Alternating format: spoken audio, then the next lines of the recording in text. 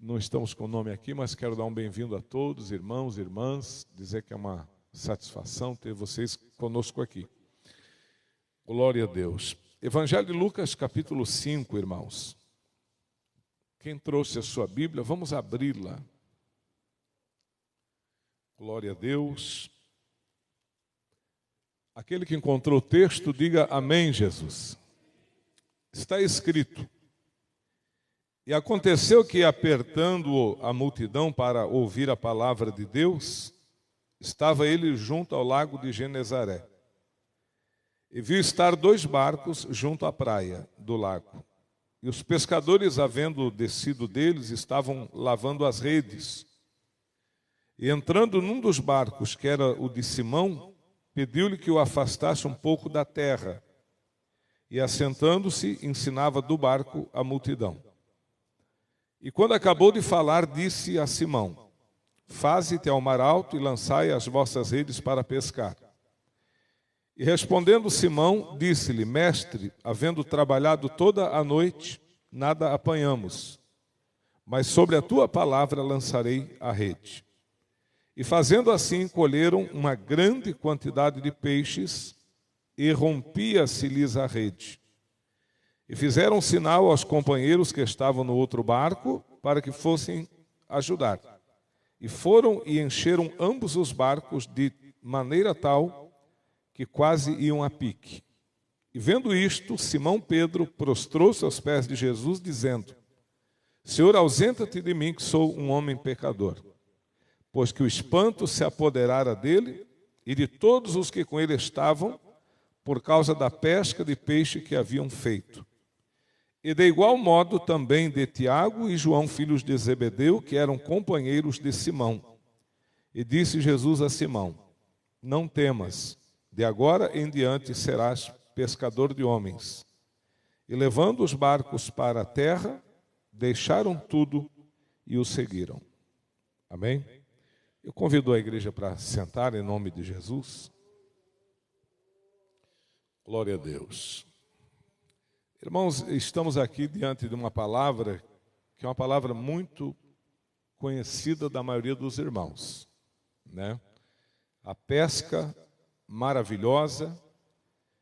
E essa pesca, ela estava ou foi feita ali no mar da Galileia, chamado também de Lago de Genezaré. Quando a gente lê na Bíblia Mar da Galileia, Lago de Genezaré, Tiberíades, é o mesmo local, é o mesmo mar, né?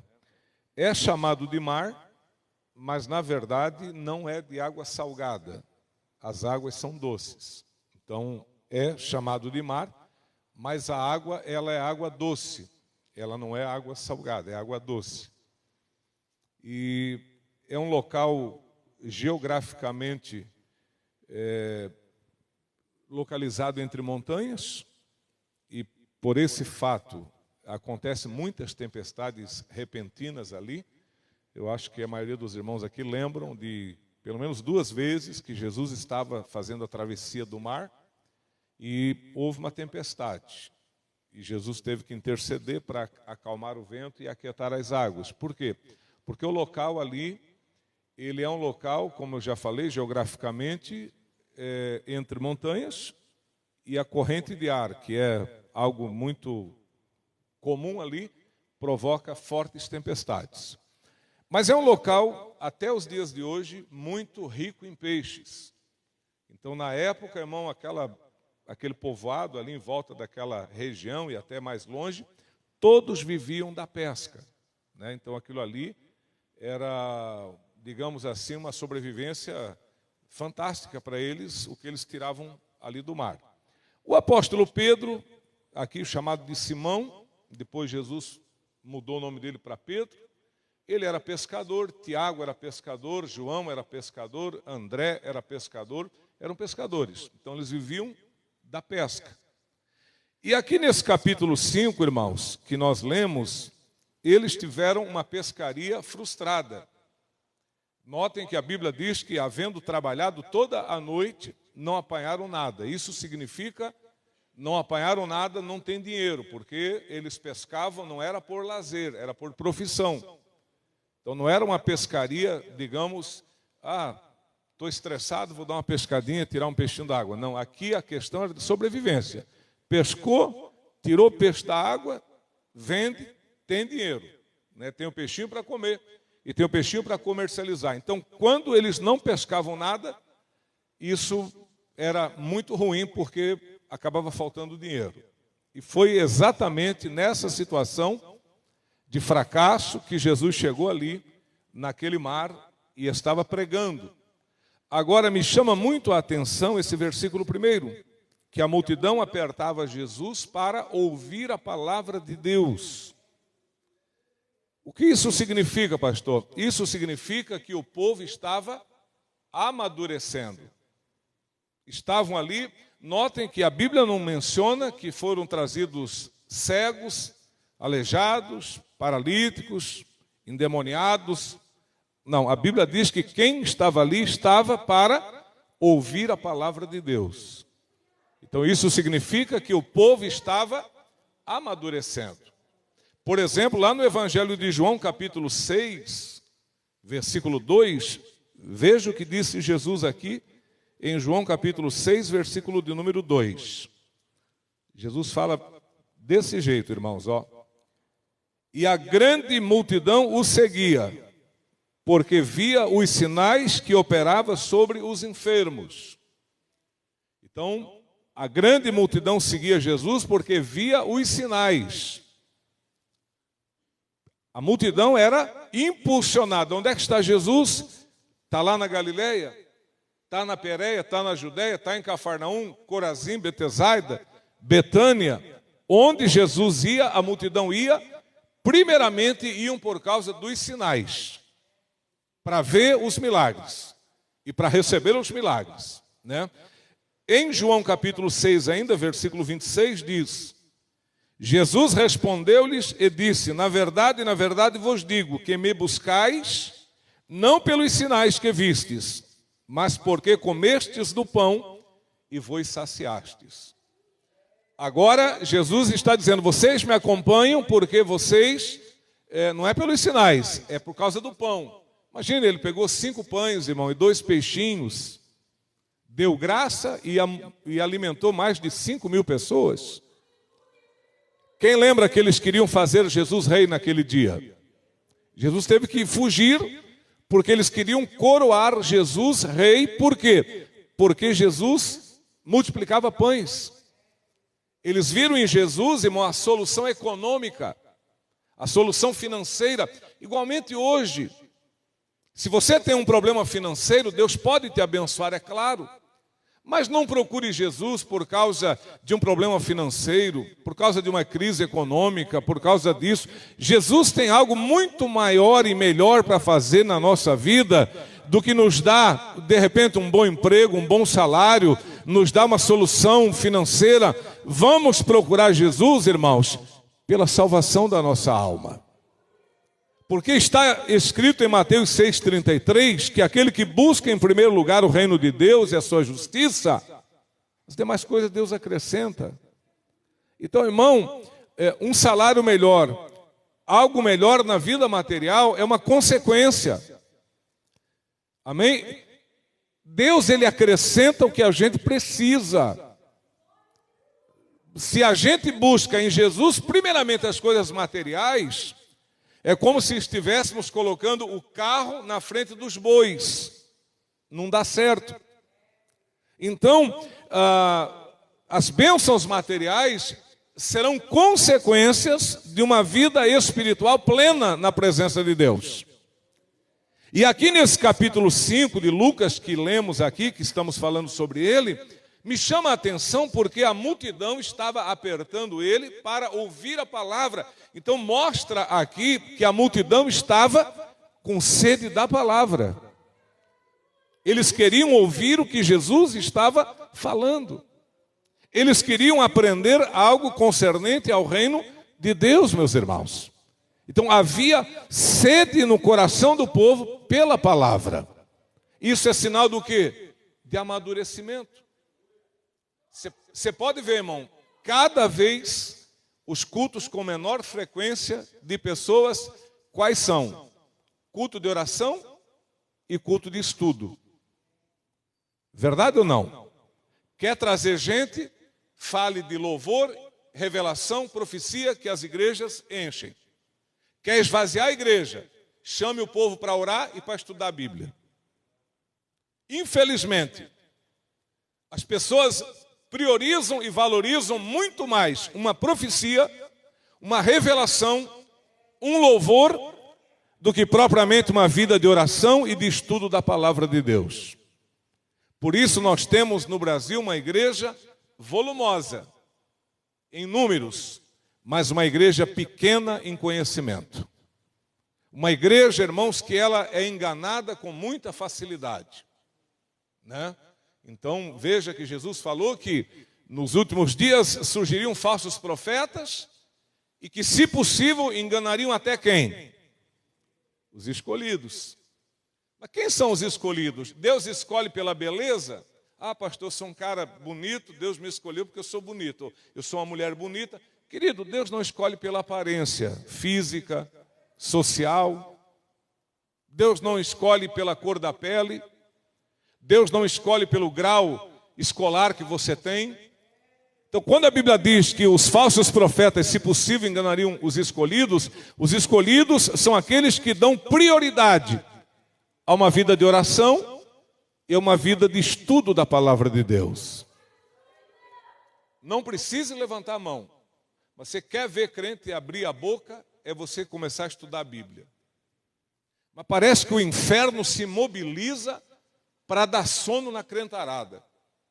E ficam inquietos, e abrem a boca, e bocejam, e se espreguiçam na cadeira. Geralmente quem está pregando até se sente mal, porque você vê que não está tendo uma receptividade. Você vê que aquilo que você está falando é meia dúzia de pessoas que está absorvendo e recebendo com alegria, enquanto que a maioria bocejam, né? Ficam ali inquietos na poltrona. Por quê? Porque grande parte das pessoas não querem aprender a palavra de Deus. Irmão, sem querer criticar, mas existem pessoas ainda que você diz, vamos ler Lucas, e o cara está com a Bíblia no Velho Testamento, se batendo para ver se acha. Por que isso? Ah, pastor, é que eu não leio a Bíblia, é por isso que eu não sei. Pois devia ler. Irmão, a gente lê tanta porcaria, por que não ler a Bíblia, que é uma coisa tão boa?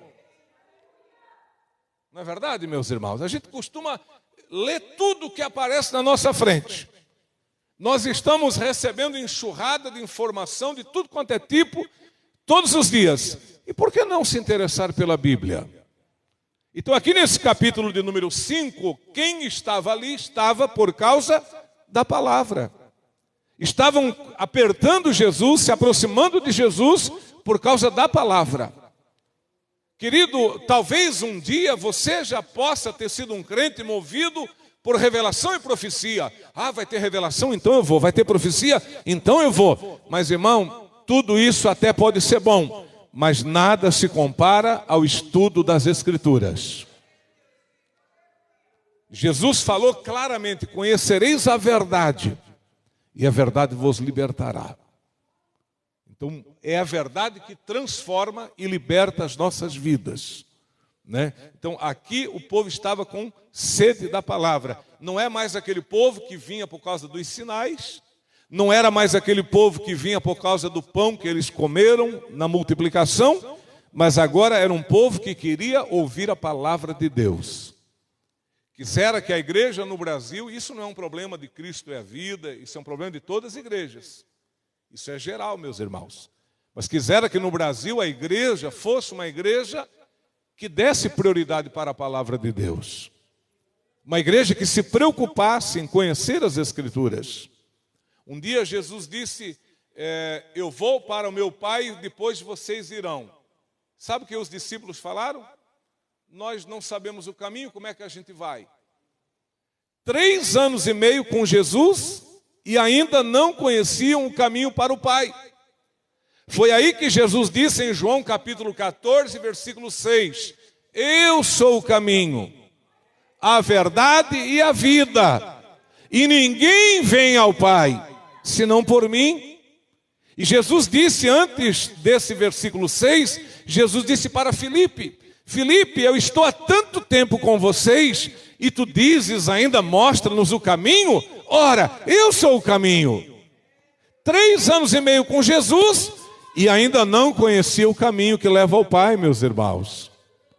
Então a gente vê, né, eu conversando com uma irmã crente, ela me disse assim, sabe, pastor, depois que o meu pai morreu, parece que ele olha por mim lá de cima e me dá muita força. Eu falei, irmã, teu pai não te ajuda em mais nada.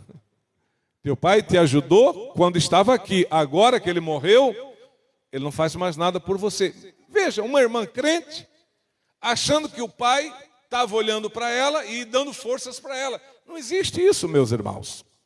Os mortos, quando morrem, eles são desligados aqui da terra. Nós não vemos ele e eles não veem nós. Nós não podemos ouvi-los e eles também não podem nos ouvi-los. Nós não podemos ajudá-los e eles também não podem nos ajudar.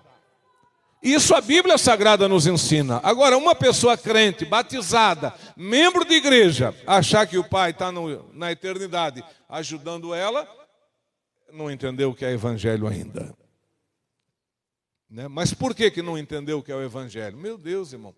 A gente vê que as pessoas não dão prioridade para a palavra de Deus. Né? Hoje em dia, infelizmente, está mais difícil do que foi em tempos passados. As pessoas elas vão deixando a Bíblia de lado, principalmente depois da criação do celular. Né? Que alguém disse assim, quando nós tínhamos o telefone no fio, nós éramos livres.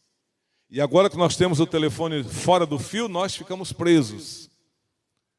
Quem lembra dos telefones convencionais? Você ia lá atender, era rapidinho, né? Alô? Ah, beleza, tá bom, tchau. Queria largar o negócio para vazar. Hoje, você leva o telefone com você. Aí tu não tem tanta pressa de desligar, não tem tanta pressa de parar de falar, não tem tanta pressa de parar de navegar. Por quê? Porque você leva ele aonde você quer. Só que quando o telefone estava no fio, nós éramos livres. Agora que ele está fora dos fios, nos tornamos escravos do telefone. Algumas vezes já me deu vontade de jogar fora. Sério. Às vezes você está no mercado, está na padaria, está às vezes num compromisso e tendo que carregar essa coisa na mão. Já não basta uma chave, algum pacote, alguma coisa que você tem que levar, você tem que levar isso junto. Por quê? Porque você tem que estar conectado com as pessoas. Alguém quer falar contigo, alguém quer te dar um recado, você quer dar um recado para alguém e você está conectado. Tu já parou para imaginar ou para fazer um cálculo de quantas vezes por dia nós abrimos a tela do celular para dar uma olhada, para ver se tem algum recado? Tu já pensou se nós abríssemos, irmão, 1% de vezes a Bíblia no tocante ao total que a gente abre as páginas do celular? Já pensou, irmão, se nós abríssemos a Bíblia, vou ver aqui se Deus tem um recado para mim, se Deus tem uma palavra para mim? Se nós tivéssemos interesse pela Bíblia como a gente tem pelo celular? Saímos de casa, se esquecemos a Bíblia, é difícil voltar. Mas se esquecer o celular, faz a volta aí, volta que eu esqueci. Verdade ou não, meus irmãos? Deixamos a Bíblia, mas não deixamos o celular. Estamos tão apegados, tão dependentes disso aqui. Olha, irmão, quando isso aqui faltar, não sei o que vai ser do povo. O povo até para se orientar na cidade, se não tiver o GPS, não chega nem no centro mais. Sabe? Desculpa falar, mas isso aqui está emburrecendo a gente. Isso aqui não está deixando nós mais inteligentes, não, está deixando nós mais burros. Está deixando nós mais dependentes. Se houver, meus irmãos, de repente, não sei, uma tempestade aí, dessas magnética, que derruba a internet, derruba a energia elétrica, o mundo para. Você não consegue pagar uma conta na lotérica. Não é verdade, meus irmãos? Chega lá, está fora o sistema, não paga e não recebe. Nós estamos numa dependência dessas coisas que só Deus para ter misericórdia. Se a gente dependesse do Senhor, como a gente depende do celular, nós seríamos as pessoas mais abençoadas da vida, meus irmãos. Mas nós não queremos depender de Deus. Queremos ser independentes do Senhor. Por isso não oramos como deveria orar, não pedimos a direção de Deus como deveríamos pedir e não consultamos a palavra do Senhor como deveríamos consultar. E por isso vêm os problemas que não conseguimos resolver, as lutas que não conseguimos vencer, os destinos errados que seguimos e não sabemos como fazer para voltar. Por quê? Porque estamos vivendo longe da palavra de Deus. E aí quem sofre somos nós. É uma pena que a gente esteja indo por esse caminho. Amém, meus irmãos? Então, o povo estava ali pela sede da palavra. Jesus entrou no barco de Pedro, né? É óbvio que Jesus entrou no barco de Pedro, porque o barco de Pedro estava vazio, né? Então ele entrou no barco de Pedro. Pediu para Pedro afastar um pouquinho, assentou, pregou a palavra. Tendo terminado de pregar, ele disse a Pedro: pega o barco e leva para o alto mar e lança a rede para pescar. Foi aí que Pedro disse: mestre, havemos trabalhado a noite toda e nada apanhamos. Pedro, ele dá a sua versão: estamos aqui com o barco vazio, não por falta de trabalho ou falta de esforço. O que cabe a nós, nós fizemos. Trabalhamos a noite toda, mas não apanhamos nada. Talvez nesta tarde você esteja com a tua vida assim, não seja por falta de esforço da tua parte. Talvez você diga: pastor, olha que eu tenho lutado pelo meu casamento, lutado pela minha família, lutado pelo meu trabalho, lutado pelas coisas a que eu amo e quero e preciso, mas parece que quanto eu mais me esforço, mais luto, mais longe de mim fica. Às vezes é assim que acontece mesmo. Talvez não seja falta de esforço da tua parte. Talvez você tenha sido um bom homem, uma boa mulher, uma boa pessoa. Eu acredito que se alguém aqui está no fundo do poço, você não mereça estar ali. Talvez você está ali por uma situação que fugiu do teu controle, e aí você desceu o profundo poço, e você está ali e agora não sabe como sair. Não é que você não tenha batalhado, se esforçado, procurado fazer a coisa certa, mas muitas das vezes até tentando fazer a coisa certa a gente erra. Porque quando a gente não conhece a palavra de Deus, a gente acha que aquilo que é certo é errado, e aquilo que é errado às vezes a gente acha que é certo. Então a palavra de Deus nessa tarde, ela fala conosco que temos se esforçado, lutado e não temos conseguido nada. Pedro disse: Senhor, eu trabalhei a noite toda, devia estar com calos nas mãos. Irmão, as redes eram pesadas e chegavam a criar calos e cortavam, e muitas vezes a mão, eu acredito que poderia estar com a mão sangrando, calejada, e pode ter mostrado as mãos calejadas para Jesus e dito: olha, a gente pescou a noite toda, mas não pegamos nada. Só que Jesus, irmãos, Ele sempre tem a solução para nós. Jesus, talvez Pedro esperava ouvir da boca de Jesus o seguinte: ah, pois é, que coisa, está difícil mesmo. A crise não está fácil, o peixe está escasso, tem muita gente pescando, eu acho que tem que mudar de profissão. Talvez Pedro esperava ouvir algo assim: olha, tenta amanhã, amanhã vai ser melhor. Mas Jesus não disse nada do que Pedro esperava ouvir. Antes, Jesus disse algo que surpreendeu Pedro: pega o barco, leva lá para dentro do mar alto e vamos pescar. Era a última coisa que Pedro queria ouvir. Ele não via a hora de chegar em casa, dormir, descansar. E Jesus disse: nós vamos tentar de novo. E aí Pedro disse: olha, trabalhamos a noite toda, nada apanhamos, mas sobre a tua palavra lançarei a rede. Estou indo não confiando no homem Pedro. Estou indo confiando não na minha capacidade, na minha profissionalidade, mas eu estou indo crendo na tua palavra. E é aí que nós começamos a obter a vitória.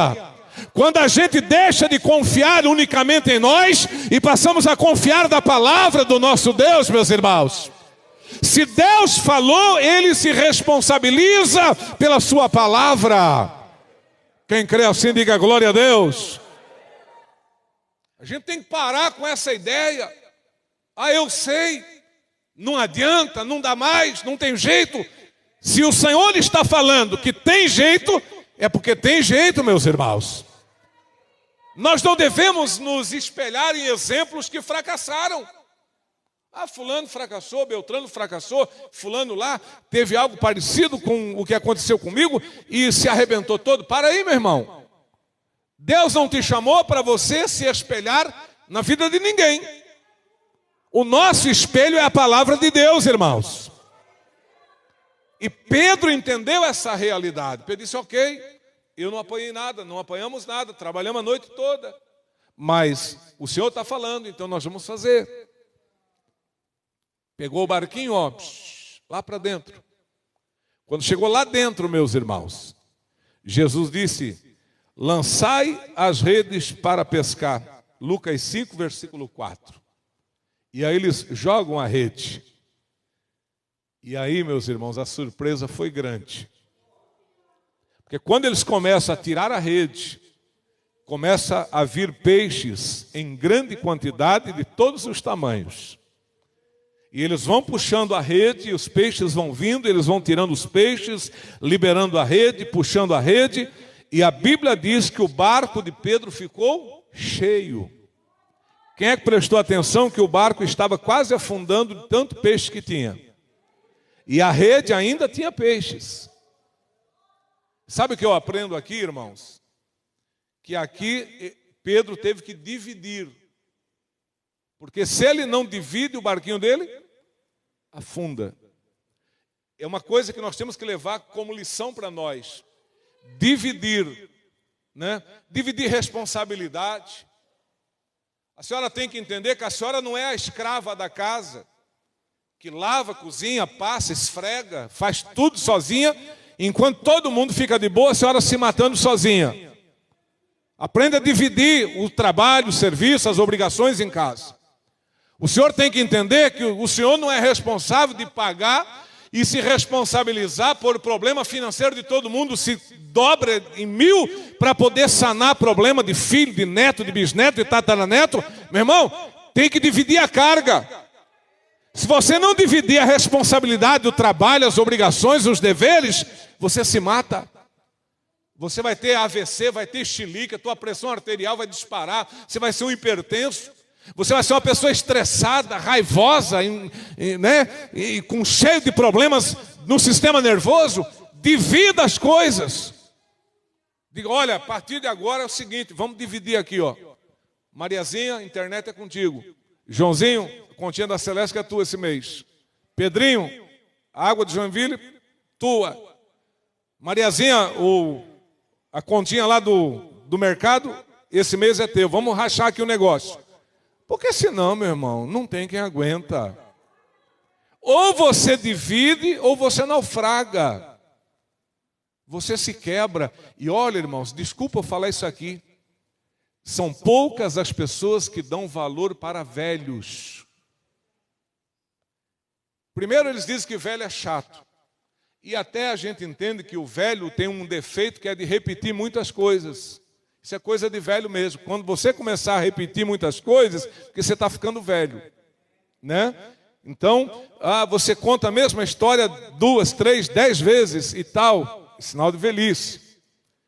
O velho, ele perde o vigor, perde a disposição. O velho, ele tem uma série de coisas que vai acontecendo, de maneira que muitas pessoas não têm muita paciência com o velho.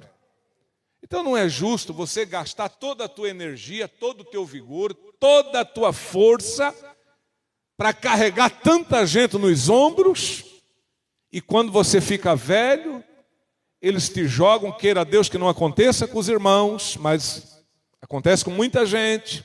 Eles te jogam numa cama e não vem a hora que você parta para dividir os bens. Eu fui visitar um senhor idoso, crente, há muitos anos, não vou dizer o nome porque é conhecido dos irmãos, fui lá orar. Cheguei lá, a filha disse, pastor, papai está mal. Eu falei, não, mas Jesus é poderoso, mas papai está mal, dessa o papai não escapa. Eu falei, não, mas Jesus pode livrar. Não, mas se der o papai vai. O papai já me deu o carro dele, feliz da vida que o papai deu o carro. A essa altura ela nem queria que o pai vivesse, queria que o pai fosse mesmo porque o carro já tinha dado para ela. Isso eu vivi, eu fiquei tão triste. Pensei, Jesus, eu vou orar para tu dar saúde para o homem, mas a mulher já está comemorando o carro. E é assim, meus irmãos. E é bíblico, lembra do filho pródigo? O cara de pau foi pedir a herança para o pai em vida. O pai está vivo, o pai está trabalhando, o pai está cheio de vigor físico, o pai está cheio de disposição, o pai está batalhando, e o filho vai lá, me dá parte da herança. O que ele está desejando? Está desejando a morte do pai. Já que o pai não morre para dividir esse treco aí com a gente, vou pedir a minha parte, eu quero curtir a minha vida. Meu irmão, quando a gente envelhece, a gente perde espaço na sociedade, perde espaço na família e a gente fica muito esquecido. Eu estava falando para uma irmã ontem, a minha mãe, ela sempre foi comigo aonde ela quis. Quando eu fui em algum lugar que a minha mãe não foi comigo, é porque ela não quis. Minha mãe morou comigo a vida toda, meu padrasto. Primeiro eu morava com eles, depois eles vieram morar comigo. Mas olha, eu tinha um carro, irmão, eu botava a negada toda dentro do carro. Ia tudo. Ia todo. A Sandra já era casada quando eu comprei o carro, mas ia a Gláucia, a Cássia, a Raquel, a Esté, ia a Tere, ia eu e ia a mãe. 7 pessoas. Ah, pastor, mas é contra a lei de trânsito. Eu sei que era, mas não deixava ninguém para trás. Levava, vamos para lá, vamos embora. E ia. Às vezes que minha mãe não quis ir, foi porque ela não quis. Não porque eu não quisesse levar. Mas eu nunca deixei de levar ela numa festa, nunca deixei de levar ela em qualquer lugar que a gente ia. Sempre esteve junto. Sempre. Quando minha mãe ficou doente para morrer, ela ficou 3 meses lutando contra a enfermidade. Rapaz, eu nunca rodei tanto com a minha mãe no carro como naqueles 3 meses. Aonde tinha uma oportunidade de ir para tentar diagnosticar a doença dela, resolver o problema, levava. Chegava do trabalho, botava no carro, ia para lá, ia para cá, passava correndo, fazendo de tudo para salvar minha mãe. Quis Deus levá-la. E levou. Foi o pior golpe que eu sofri na minha vida, foi a perda da minha mãe. Acho que pior do que perder uma mãe é se perder um filho, acredito eu. Talvez perder um filho seja pior do que perder a mãe. Mas nessa idade que eu estou, a pior coisa que me aconteceu foi ter a perda da minha mãe. Literalmente me quebrou as pernas. Mas a gente vê que os velhos não são valorizados. Infelizmente. Então não é justo você ficar, né? Às vezes tem aquele neto vadio. Ah, vou comprar moto, eu pago pro vô, o vô vai lá, faz o empréstimo, compra a moto. Irmão, tem velhinho vivendo aí com 30% do salário dele, 40%, 50%. Por quê? Porque o restante a netarada comeu em moto, carro, e computador, e roupa, e não sei o quê. E está lá, às vezes, o velhinho comendo pirão d'água com linguiça, porque não tem dinheiro para comprar mais nada. Então, meu irmão, não seja bobo, divida as coisas. Pedro, o barco vai afundar. Não, não vai afundar porque a gente vai dividir esse negócio. Ei, João, traz o barco aí, vamos trabalhar. Encosta aí. Lá vem João com o barco, encosta. Vamos encher o barco de João também. Vamos dividir o trabalho, vamos dividir aqui o peso. Por que você vai carregar o peso sozinho? Lembra de Moisés na batalha contra os amalequitas? Moisés estava com os braços levantados e se cansava. Quando ele levantava os braços, Israel prevalecia contra Amaleque. Mas quando ele abaixava o braço, os amalequitas prevaleciam contra Israel. Arão e Hur viram que o segredo era ajudar.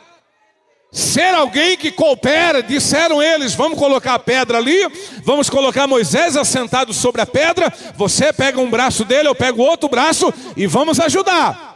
E assim que veio a vitória de Israel contra os amalequitas, irmãos. Tem que se unir para o trabalho, tem que se unir para as despesas, tem que se unir para as coisas boas e para as coisas difíceis também, meus irmãos. Senão a gente se arrebenta. Amém, meus irmãos?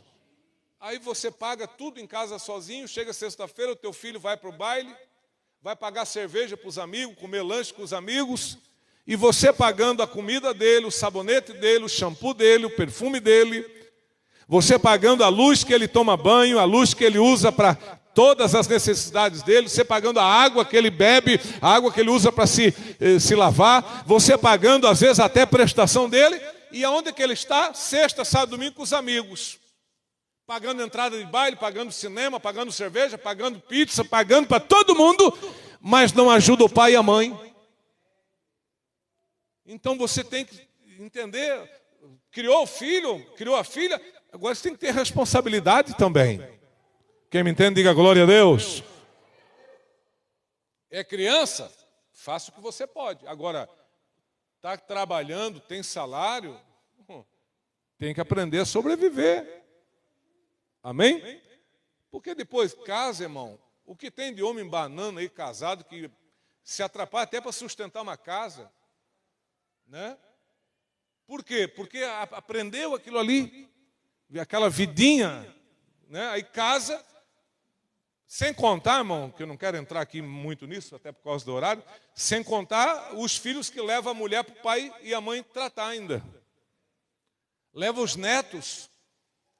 Engravidar é fácil, é bom fazer filho, é bom. Aí depois leva para o vô e para a avó. O vô e a avó que fica cuidando, gastando a velhice cuidando de neto. Às vezes querendo ir em algum lugar, mas não pode porque tem que cuidar do neto. Dar uma força é uma coisa. Agora, ser escravo de família também não concordo, meus irmãos. Quem consegue entender, diga glória a Deus. Então, divida as coisas para você não naufragar. Amém? E para finalizar, irmão, Jesus nunca erra o barco. Se Jesus entrou no barco de Pedro, porque era o barco de Pedro escolhido. Jesus não erra o barco, Jesus não erra a casa, Jesus não erra a vida, Jesus nunca erra. E aqui nessa tarde Ele quer entrar na nossa vida, para as coisas começarem a acontecer melhor para nós, irmãos. Amém, igreja? Bate as palmas bem forte para Jesus, bem forte as palmas.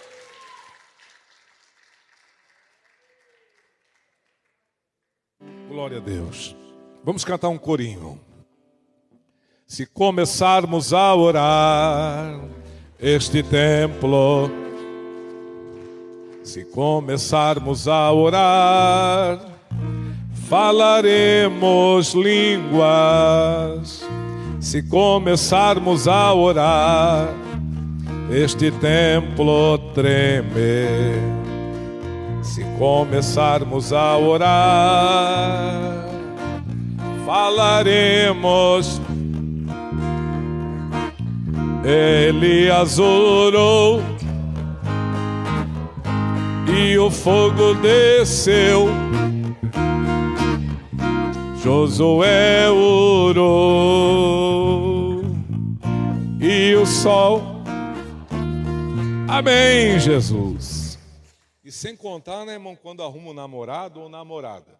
O pai e a mãe fazem aniversário, vem Natal, vem Páscoa. A vez não ganha um chocolate, não ganha um par de meia.